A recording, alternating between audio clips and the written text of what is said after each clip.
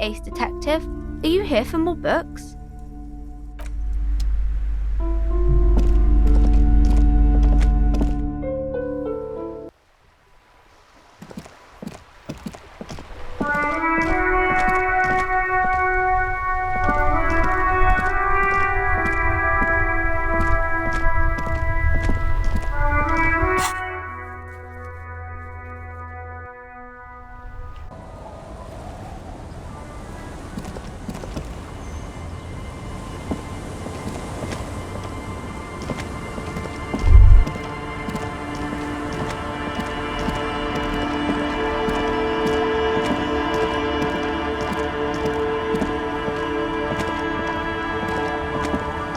Tequila Sunset.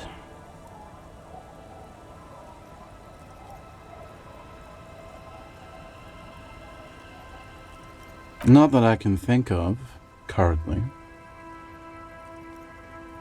That might be the case, yes.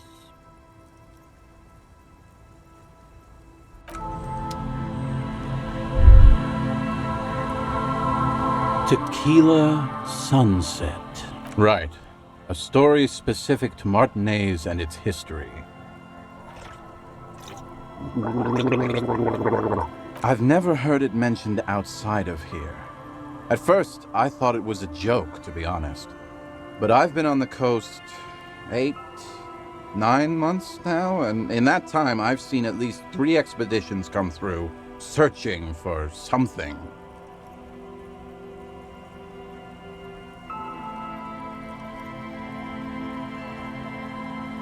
A shovel hits the sand somewhere behind the reeds, near an abandoned construction yard. The young men look over their shoulders suspiciously. The sound of their digging seems loud in the sudden silence.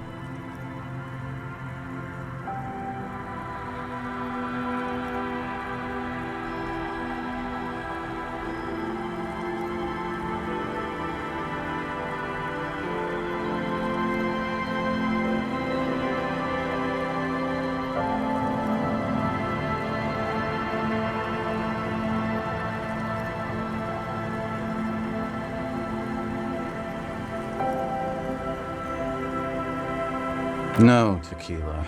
Most people already know where they live. It's guys like you and me that are the exceptions. Hey, hey! Fuck you, Tequila. All kinds. I've seen archaeologists, gangsters, even a bunch of ad agency types. I'm telling you, Tequila, this thing's got a pull on certain kinds of people.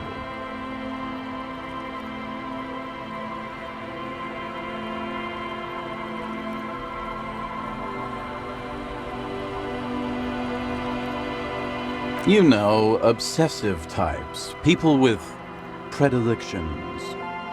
Some of those expeditions come back after a week or so, looking haggard and dejected. Others don't return at all.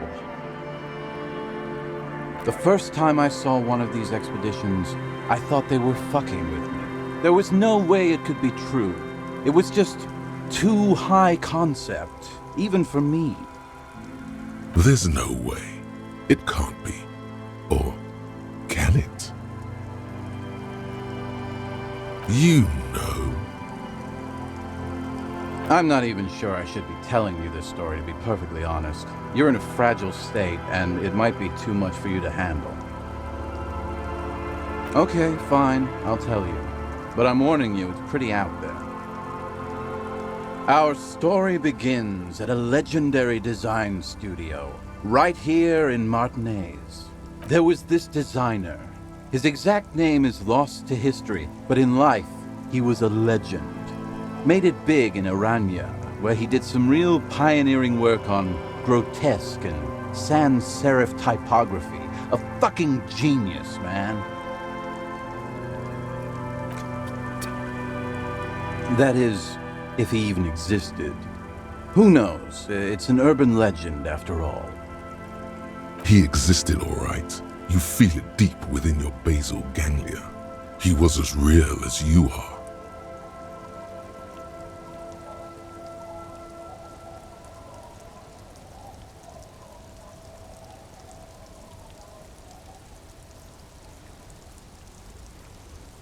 talking about? Anyway, sometime later he started his own personal studio here in Martinez. And that's when he started working on some really wild stuff. I'm talking some glass-smooth, forward-looking design language, the kind of thing that would totally overthrow the old regime, design-wise.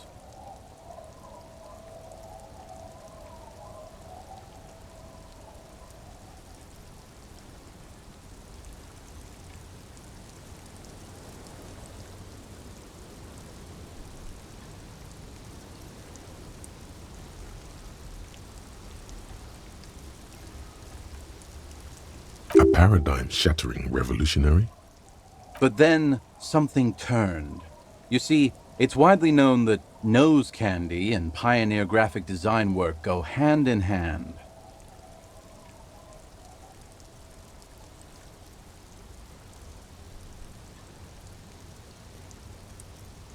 You've got to understand, the work this guy was doing was so high concept that regular amounts of cocaine just weren't cutting it. By the end, they were bringing it in by the lorry load. Now, as you might imagine, snorting that much cocaine can't be healthy for a regular human, right? Right. Wrong. Do it all the time.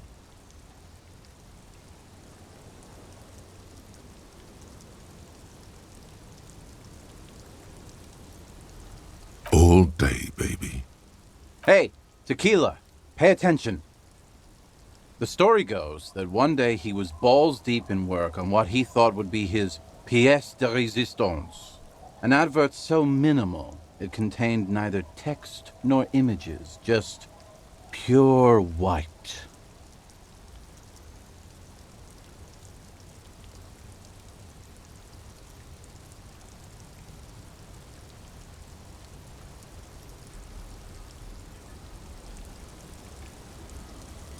Apparently the idea was too high concept even for this genius. He dropped dead right at his desk before he could finish.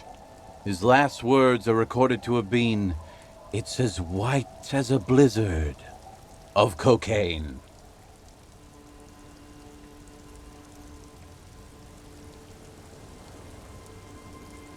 But the story doesn't end there. Supposedly, when they performed the autopsy, the coroner discovered nearly 1/4 kilo of coke jammed into his nasal cavity. That's almost certainly anatomically impossible. Wrong again, nerd. Where there's a will, there's a way. That's right. 250 grams of blow had accumulated in there over the years. We're talking high-grade Saramaritsian pure. Not that cut-rate shit your grandma does.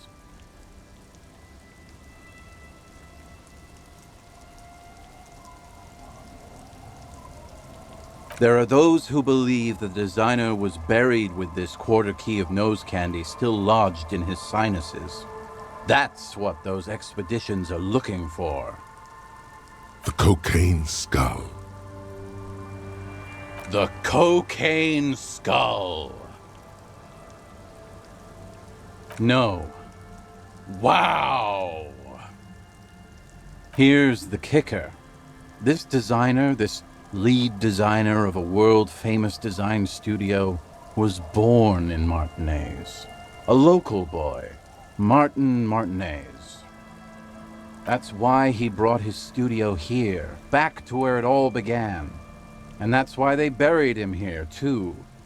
Perhaps right under Ab's pipe there. Or probably further down the coast, or in some yard in Martinez proper. A hidden mausoleum, no one knows exactly.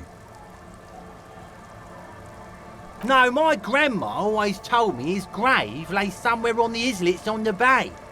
My only question is, where does one get a shovel?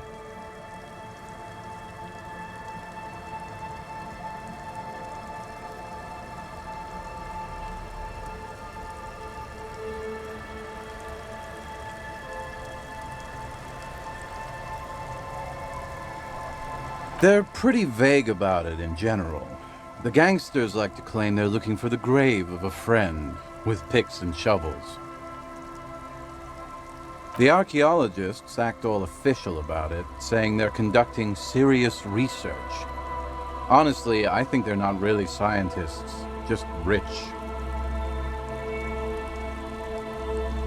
The junkies, for some reason, are pretty upfront about it. They just say they're looking to snort some blow out of a dead man's nasal cavity. Honest men on an honest quest. You should join them. By now, I'd say I know about as much about it as anyone on the coast.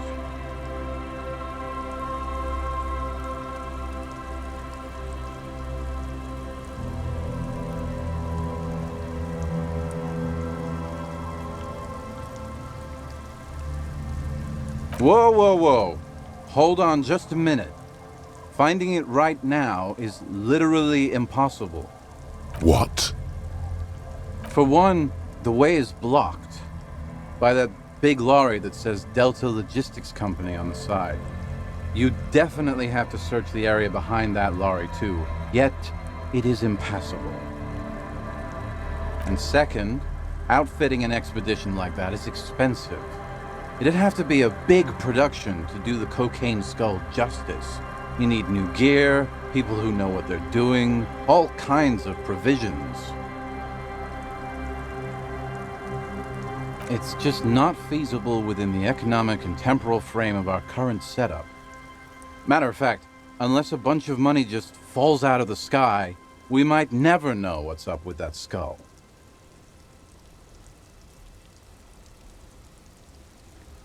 Wait, maybe there's another way. Maybe up around the coast? Don't give up now. Yeah, well, that's the reality situation for you. Who knows, though? Maybe someday we'll get our chance.